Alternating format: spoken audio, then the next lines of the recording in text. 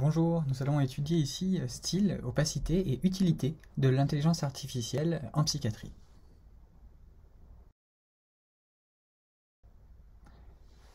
Alors, est-ce que déjà l'intelligence artificielle et ses promesses ne sont que des illusions, que des espoirs fournis à la psychiatrie, ou ces promesses permettent-elles vraiment d'être intégrées à la pratique, au moins scientifique et peut-être clinique? Alors, ce qu'on appelle intelligence artificielle, c'est globalement, en tout cas dans cette présentation, un ensemble de machine learning et de deep learning qu'on va définir petit à petit. Et en fait, autour de ça, il y a d'autres disciplines adjacentes, comme on peut le voir sur ce cercle, notamment, par exemple, de la robotique, où eh bien, un chercheur en sciences humaines pourrait être considéré comme un spécialiste de l'intelligence artificielle s'il s'y était intéressé, alors qu'il ne produit pas d'algorithmes de machine learning. Alors, les réalités de l'intelligence artificielle. On va essayer de les étudier sous différents cadres. Un premier cadre, ontologique. Est-ce que l'IA, elle amène un nouveau style de raisonnement scientifique? Est-ce qu'elle apporte des nouveaux objets dans le monde? Est-ce que la manière de faire qu'elle utilise pour concevoir la réalité, la science, est-ce que ça amène de nouvelles réalités, on va dire métaphysiques, ontologiques, de nouveaux objets? Deuxièmement, au niveau méthodologique, est-ce que l'IA, elle est en continuité avec les statistiques traditionnelles? Et si oui, pourquoi? Troisièmement, sur le plan épistémologique, est-ce que l'IA, en quoi elle ressemble et elle diffère avec les statistiques? Et puis, d'un point de vue éthique, pourquoi l'IA ne serait-elle pas opaque? On va voir un petit peu les différentes questions qui se posent autour de l'intelligence artificielle de manière plutôt originale par rapport à ce qui est retrouvé dans la littérature. Alors, pour première définition, deux diapositives. Le machine learning et le deep learning. Machine learning peut être est globalement distingué en trois branches. Un apprentissage qui est supervisé, un apprentissage non supervisé et un apprentissage par renforcement. Les trois peuvent être mêlés. L'apprentissage supervisé tient au fait que, eh bien, il y a des labels, il y a des noms sur les données et la machine essaie de retrouver ces noms. L'apprentissage non supervisé laisse la machine trouver des clusters, c'est-à-dire des ensembles de données, et c'est le label de l'expert provient est donné par la suite.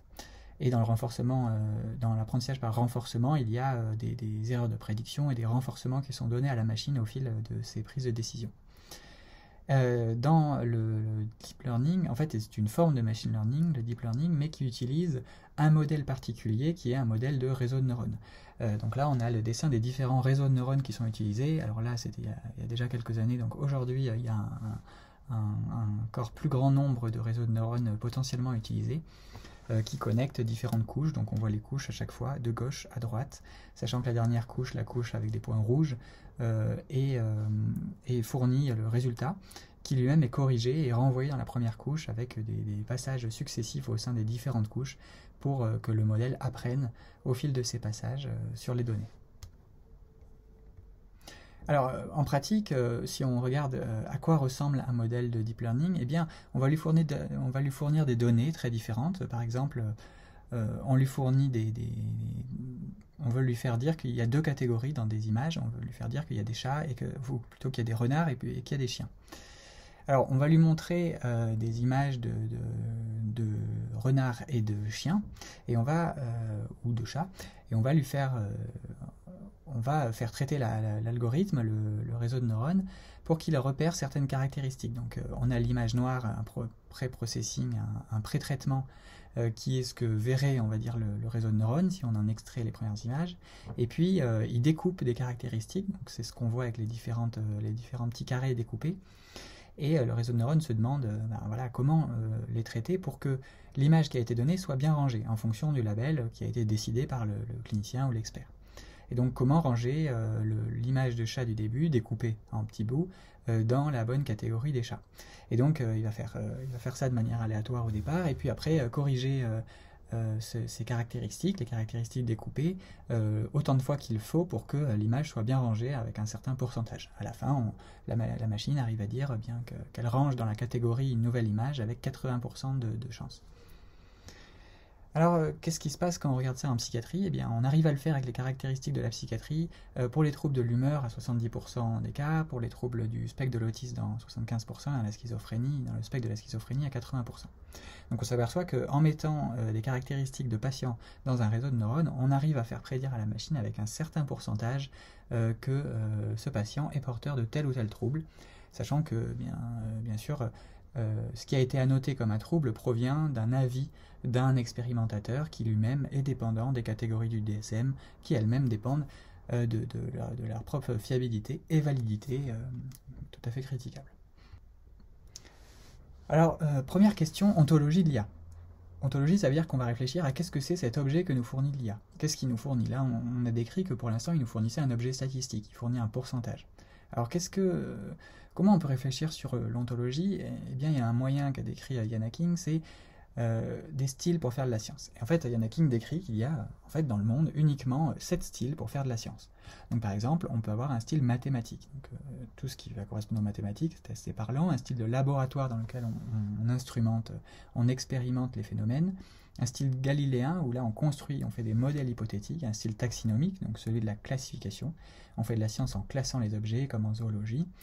Et puis un style de probabilité et statistique qui diffère du mathématique, fait d'équations ou de géométrie. Et un style historico-génétique, alors là qui est plus basé sur l'histoire de la discipline et ses développements antérieurs. Et puis un style expérimental, où là vraiment il va y avoir, à la différence du style de laboratoire dans lequel on utilise des instruments, là il va y avoir vraiment des expérimentations, notamment comme dans les essais cliniques randomisés. Et donc on a différents styles pour faire de la science, mais un nombre limité de styles. Et l'idée de Ian Hacking est de dire qu'en fait, au sein de chaque style, il y a un objet du monde différent.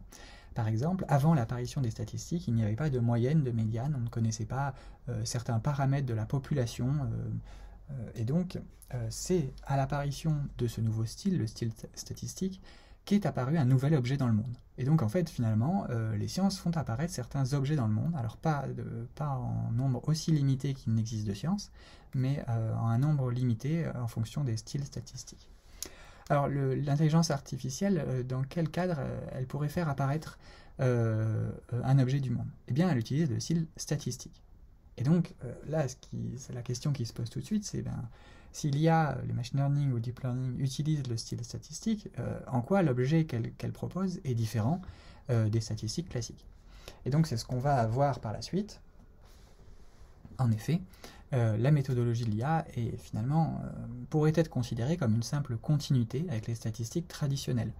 Et donc on voit d'ailleurs son évolution, les statistiques, des corrélations de Pearson, il y a Fisher qui n'est pas dessiné, les tests plus ou moins fréquemment utilisés au début des années 1900 jusqu'en 1950, des tests plus poussés de validation croisée, de régression et de bootstrap, qui en fait montrent que petit à petit, il y a une direction presque nécessaire vers ce qu'on considère aujourd'hui comme du machine learning. Et jusqu'à après 2000, les réseaux de neurones profonds qui, entre guillemets, peuvent inclure de la sémantique, c'est-à-dire des données qui ont du sens. On y reviendra. Alors, oui, il y a une continuité de l'IA et des statistiques. Et en même temps, on peut sans doute donner des spécificités de l'IA. Par exemple, le fait que, dans l'IA, les théories, les hypothèses théoriques, les lois théoriques, elles sont moins fortes, elles sont beaucoup plus implicites, et on se base beaucoup plus sur les données. Donc en fait, on fait une inférence qui vient plus de l'adduction ou de l'abduction, bien plus que la déduction, c'est-à-dire confirmer une hypothèse en regardant les données.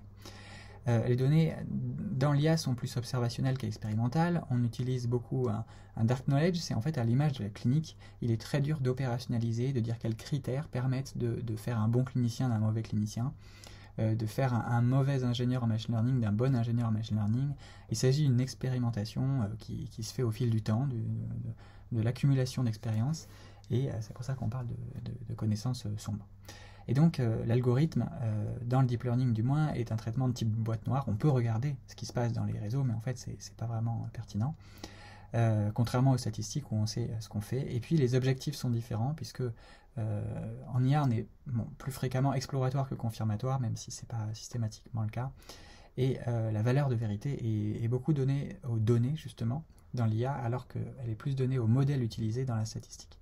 Et puis un dernier point, c'est l'idée que en statistique, certains affirment qu'on ferait des inférences, donc on utilise un modèle pour tirer une conclusion, alors que dans l'IA, on fait de la prédiction, c'est-à-dire qu'on utilise un modèle pour anticiper des nouveaux résultats. Donc en quelque sorte, les statistiques seraient tournées vers des données passées, alors que l'IA est tournée vers des données futures qui pourraient être prédites. Alors bon, si on va un petit peu plus loin dans cette question, c'est à quoi sert l'IA, une épistémologie? C'est qu'en effet, les statistiques traditionnelles font des inférences, ce qu'on a dit, avec un processus de génération de données passées pour formaliser une compréhension sur des hypothèses. Et puis l'IA a plus de la prédiction, s'attache à la prédiction, à prévoir les résultats non observés et des comportements futurs pour, par exemple, guider des plans d'action ou comprendre des mécanismes qui ne peuvent pas être modélisés en soi. Et donc, on a d'un côté des inférences classiques en statistique traditionnelle et de l'autre des prédictions en machine learning ou deep learning, avec des théories qui sont différentes, des degrés de liberté avec des espèces, des hypothèses côté de l'IA, des métriques qui sont différentes, on n'a pas nécessairement de p-value, même si on peut les calculer en IA, des courbes d'apprentissage plutôt que des paramètres classiques de valeurs prédictives et de sensibilité, spécificité ou courbe ROC. Et puis des modèles et méthodes qui diffèrent bien sûr. On a cité le Student ou le Fisher, et puis en statistique traditionnelle, et puis en IA, on a des modèles, des modèles très classiques comme le support vector machine, les forêts aléatoires, et puis des méthodes qui regroupent différentes méthodes comme le bagging, boosting, aggregating, ou bien sûr, qui ne sont pas cités, des réseaux de neurones artificiels. Et en fait, on peut quand même mettre la régression logistique parce que, au fond, la régression logistique, une technique considérée comme des statistiques classiques, en fait, peut être considérée comme de l'IA. Et c'est pour ça que les limites entre les deux disciplines, si on peut le dire, les deux champs, sont poreuses. Alors, on en vient à l'éthique de l'IA, parce que, bon, avoir fait ces différences, c'est intéressant, mais ce qui importe le plus, c'est quoi faire des résultats. Et on voit que oui, il y a beaucoup de propositions éthiques sur l'éthique de l'IA, notamment, la plupart convergent vers l'idée qu'il faut plusieurs critères, des modèles qui sont transparents, une utilisation responsable, une équité dans l'utilisation des modèles et des données, et puis une utilisation mesurée une fois que les données sont produites. Et donc on retrouve d'une certaine manière les 4 principes de Beauchamp et Childress, l'autonomie, non-malfaisance, bienfaisance et justice, qui sont décrits en médecine, et auxquels s'ajoute un principe d'explicabilité décrit par Floridi en 2018, avec l'idée qu'il y a deux dimensions à ce principe d'explicabilité. Il faudrait comprendre le fonctionnement d'un algorithme, le rendre intelligible, et il faudrait qu'il y ait une responsabilité humaine qui soit toujours présente derrière cet algorithme. Alors bon, c'est des principes qui sont eux-mêmes critiquables, et notamment en termes de pertinence. Est-ce qu'il est pertinent de toujours rendre intelligible un algorithme de la même manière qu'il n'est pas, en tout cas, toujours pertinent de rendre intuitif le mécanisme biochimique d'un traitement pour un clinicien? Ça peut être pertinent, mais ça peut être fastidieux, lourd, et voire gêner la prise en charge. Donc les mêmes questions se posent qu'en clinique. Et en fait, si on va aller un peu plus loin, est-ce qu'on veut vraiment expliquer l'IA? Et donc, il y a des propositions récentes qui disent, pourquoi pas, en fait, ne pas ouvrir la boîte noire de la complexité, juste privilégier le dialogue entre spécialistes, puisque, en fait, un clinicien qui s'intéresserait trop à l'IA, finalement, n'arriverait pas au degré d'expertise du spécialiste et se priverait potentiellement d'un contact avec un spécialiste, un expert. Voilà. Donc, plutôt privilégier un dialogue. Et puis, déconstruire certains mythes, tels que penser que l'IA apporte des nouvelles connaissances. En fait, oui, c'est comme on a dit tout à l'heure, ça dépend du label du clinicien. Il y a une sous-détermination des données aux théories, c'est-à-dire que toutes les données sont conditionnées par des théories. Et notamment des théories ou des modèles cliniques, comme celui du DSM, ou de l'approche descriptive. Et un autre mythe, ça pourrait être de croire que l'IA apporte de nouveaux modèles. Mais en fait, elle déplace simplement le modèle interne du clinicien vers un modèle algorithmique. Finalement, le clinicien fait de l'IA d'une certaine manière, à ses dépens. Et croire que l'IA serait moins subjective, ça déplace encore une fois la subjectivité de l'annotateur de la base de données. On annote, on dit que ces données appartiennent à une classe ou même doivent être nommées comme telle ou comme telle. Par exemple, ceci est une tristesse de l'humeur, ceci est une dépression, ceci est une anédonie, etc. Et donc la subjectivité est déplacée vers l'annotateur. Alors oui, quand on dit qu'il y a des analogies entre le raisonnement clinique et le raisonnement de l'IA, eh bien en fait dans la collection des variables, dans la construction des modèles ou dans l'utilisation de ces modèles, on a des grandes ressemblances. notamment la nature des variables est hétérogène dans la clinique comme dans l'IA. L'IA comme la clinique priorise certaines variables sur d'autres. Dans l'hétérogénéité des variables recueillies, par exemple contextuelles, environnementales ou de tolérance, d'adhérence au traitement ou de marqueurs de l'inflammation, il y a une hiérarchie qui permet de classer, de trier les facteurs les plus importants. Il y a une granularité des variables qui est prise en compte, par exemple dans le cadre de l'IA avec de la logique floue et dans le cadre du clinicien lorsqu'il veut explorer plus une dimension. Par exemple, dans un trouble de l'humeur, il peut demander simplement dormez-vous bien ou mal et quantifier l'insomnie. Et puis dans une consultation spécialisée en médecine du sommeil, il va essayer de différencier les différents types d'insomnie, d'endormissement, de maintien ou de réveil. Et puis il y a aussi une étude des relations de variables. On voit ça dans les réseaux de neurones artificiels avec vraiment des fonctions spécifiques à ça. Par exemple de softmax, c'est-à-dire de quantification des degrés, des corrélations entre variables. Alors dans la construction du modèle également, on a en IA des processus qu'on peut retrouver dans la compréhension ou le détail clinique, comme par exemple l'idée que le clinicien raisonnerait de manière bayésienne ou par renforcement. À force de voir certains phénomènes, cela va renforcer son idée que ces phénomènes correspondent à une certaine catégorie. Et puis des critères qui ont été décrits par Mill, qui sont notamment d'ouverture, de théorie médiation, de temps insuffisant, entre autres pour décrire sur quelle base se fonde le raisonnement clinique. Et enfin, dans l'utilisation du modèle, on peut avoir un surajustement. Alors, un exemple pourrait être celui du clinicien qui n'est pas orienté par un modèle ou une théorie, mais qui se laisse aller à chaque donnée fournie par son patient. Et donc là, aurait une forme d'overfit, c'est-à-dire de surajustement de son modèle clinique, médical, à la compréhension d'un patient donné. Et puis l'utilisation du modèle, donc peut-être plus ou moins guidée par la théorie ou par les données. Voilà. Merci pour votre attention.